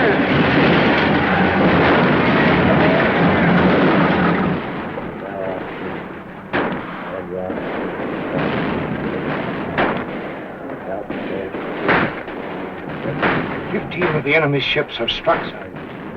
It is well. But I had bargained for 20. Anchor, Hardy. Anchor. Yes, sir. Thank God. I have done my duty. You must live, sir. You must live. You must. Live, Jonathan. You must live. You must. Yes, Mr. Jonathan, you must. For her sake. Bless you, my dear.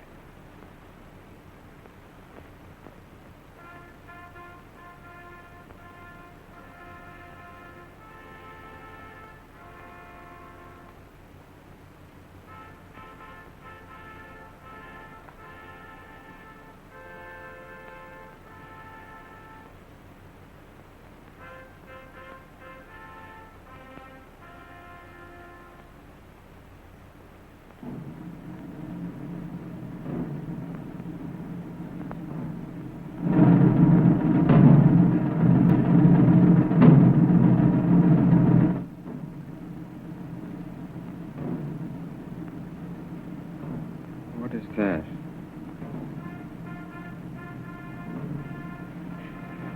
Jonathan. Jonathan.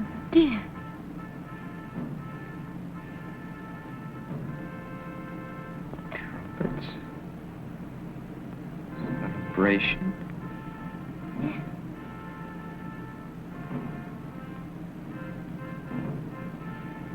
Yes.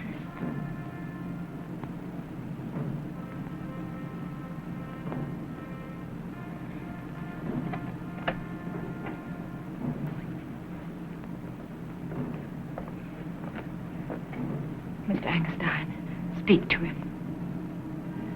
Does he know?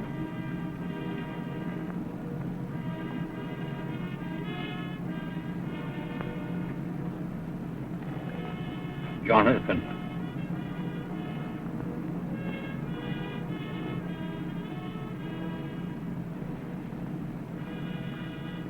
Mr. Angerstein.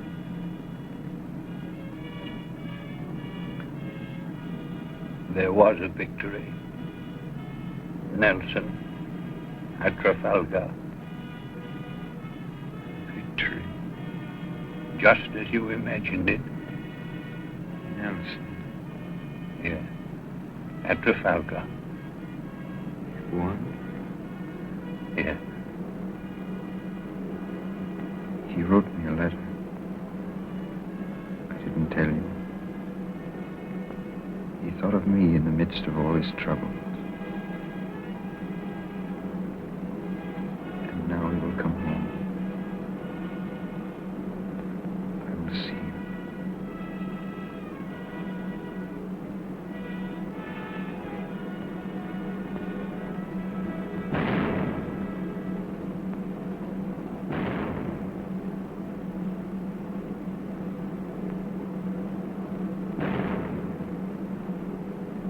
Guns.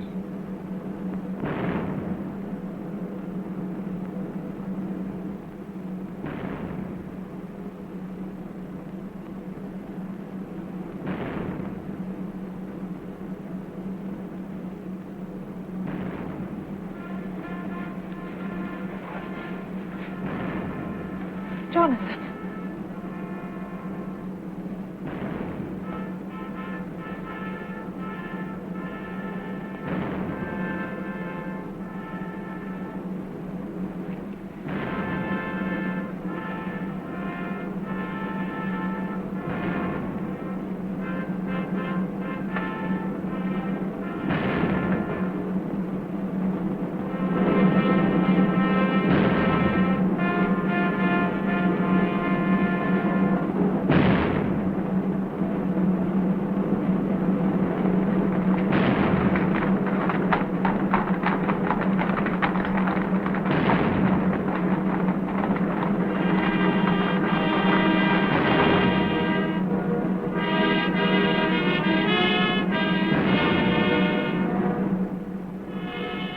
He has come home, Jonathan.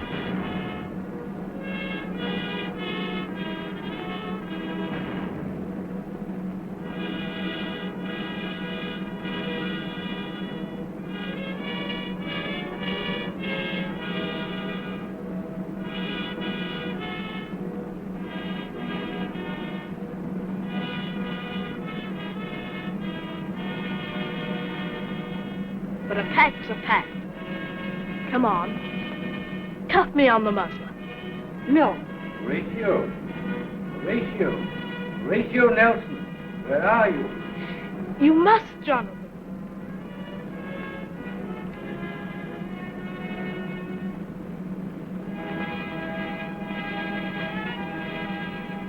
Softy. Goodbye, Jonathan.